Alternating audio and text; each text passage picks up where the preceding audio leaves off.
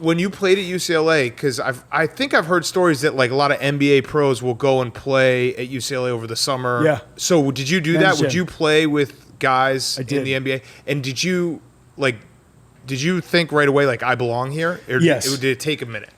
Well, it took a minute against guys like, because I think my second day I walked in there, and this was like, 10 days after I graduated from high school. So you're 18. 18 years old, and KG's in there. And like they just got traded, or he's a Boston Celtic now, and they come back and they play that year. I think they lost in the finals. They come back the next year and win in 08, 09, I believe. He was defensive player of the year. I always tell everybody, like, I played Dirk Nowitzki, Tim Duncan twice, and KG within my first dozen games in the league. Like that's in the Western Conference. If you go through like the power forwards and center on each team, it's pretty remarkable. But yeah, my second day there, I was like, man, I got to match up against KG. So you played against him? Well, he was he was really cool. He didn't have to be. He was really cool because he didn't know who I was from anybody. And I was like, I took him aside after we're all done, and I said, hey, listen, how do I leverage? How do I score on you when you're, he said he's 6'11", he's 7'1". Right. Let's be real. Like same thing with KD. Like he's not 6'9". It was listed at. He's taller than that. And he's like, get the fuck out. I'm not giving you any of this. So Jordan Farmar, I remember, was there, who was on the Lakers at the time, said, no, he's serious. He's serious. So he took me aside for 10 minutes and started working with me, and it was just me there on the court. So I'll always remember KG for that. Wow. Then, of course, I get drafted by Minnesota.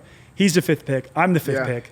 It's Minnesota. He's like, fuck this guy. Hot shot. He's like, fuck this guy. Yeah. So he comes, and he's barking. He's always like this, though. He never takes every game. So I respect about guys like him and Russ and AI. I'm trying to think, like Jordan. Like, they never took a game, rarely a possession off. Like those guys go hard. That's a talent in itself. Yeah. Even as he got older, he set the tone in practice. He set the tone.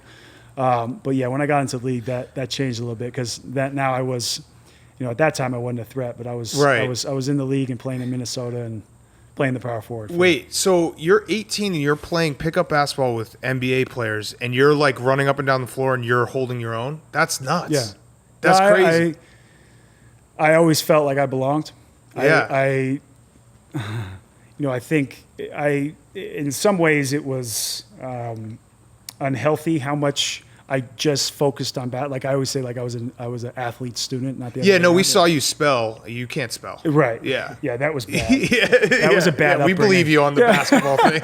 Yeah, that was ugly. But no, it's just, I always felt like I belonged. Plus, I think it was being familiar with the guys I was playing with too. So if there's 3 courts, so typically, obviously you're running 5, so there's 30 guys out there. And if SC guys came, they would always be allowed on the floor. If UCLA guys came, they were always allowed on the floor, at least 5 guys.